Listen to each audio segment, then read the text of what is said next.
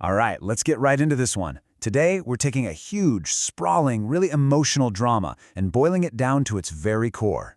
It's a story about this young woman who was basically told her dreams were a burden. It's about how she fought to build a life completely on her own terms, only to find out that home and love had a way stronger pull than she ever imagined. So, let's set the scene. It's 2005.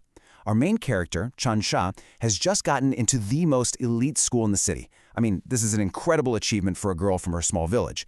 But just listen to what her mother says. There's no pride in those words, is there?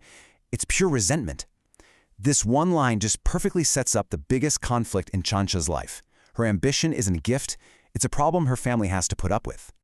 And that's how her journey begins. It's not a celebration. It's more like she's being exiled.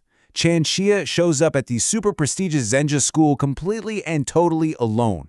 She's an outsider stepping into a world of privilege that is just worlds away from anything she's ever known. And this right here, this just lays it all out. On one side, you've got Chanshia's actual life, a family that pretty much sees her as a burden, and her most treasured possession is a broken CD player from her dad. And then, on the other side, you have Zenhua School, a place packed with rich, confident kids where your social status is everything. You can just feel how isolating that must have been from the second she walked in. So she gets a dorm room, but it's this run-down, forgotten room nobody else wanted.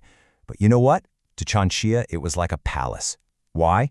Because for the first time in her entire life, she had a door she could actually close, a room she could call her own. It's this tiny little taste of freedom, and she absolutely cherishes it. But even in this super lonely new world, something unexpected starts to happen. An unlikely connection starts to form. Chansha is about to meet her very first real ally, Liren, the school's resident, rich, bad boy. Okay, so the way they meet is literally straight out of a movie. Turns out, he's been using her abandoned room as his secret hideout. He teases her about her broken CD player, but then he just gives her his brand new one. But the real moment, the turning point, is when he sees her phone and realizes she only has 3 contacts. 3. So he adds his own number. And just like that, even though they're from completely different worlds, these two lonely people find a real connection. And this moment, this is where she starts to find her voice. She's at a birthday party and her rival, Lucy, is just publicly humiliating her.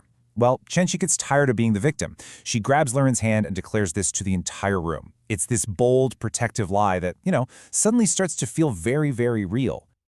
But that one act of defiance, it puts a giant target on her back. Lucy, who's completely obsessed with Liren, now has a new goal in life: to absolutely destroy Chansha.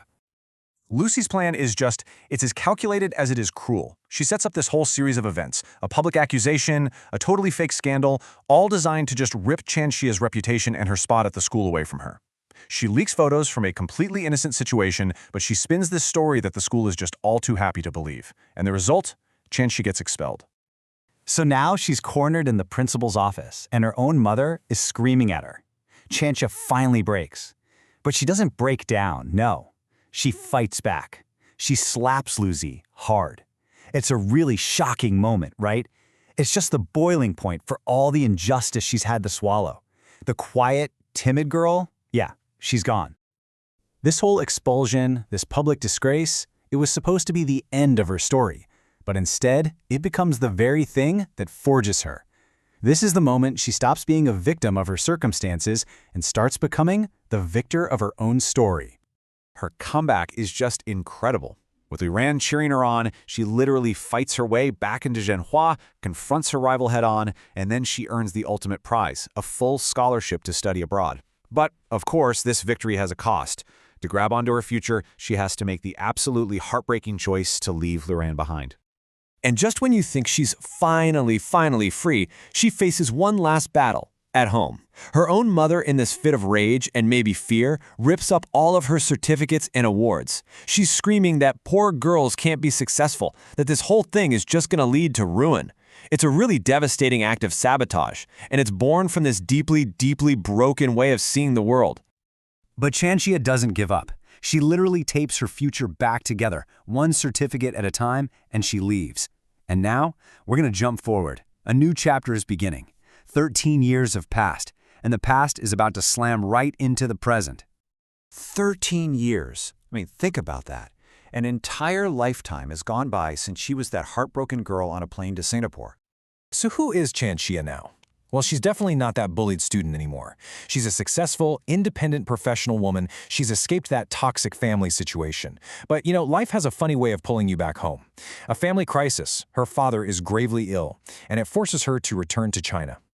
And then it happens. Just a random chance encounter at a car dealership of all places. After 13 years, she sees Liren again, and the air is just thick with everything that was never said. It's tense, it's awkward, but that spark, oh yeah, it's still there, burning just as bright as ever.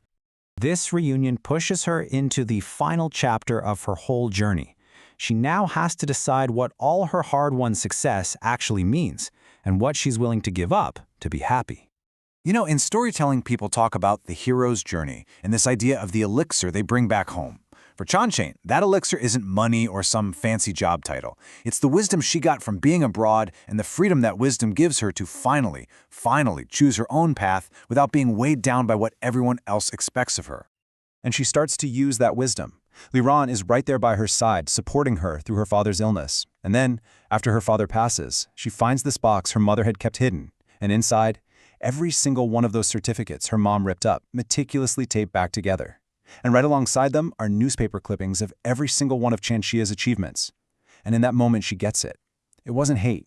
It was this strange, twisted, fearful kind of love from a woman who just had no idea how to show it any other way.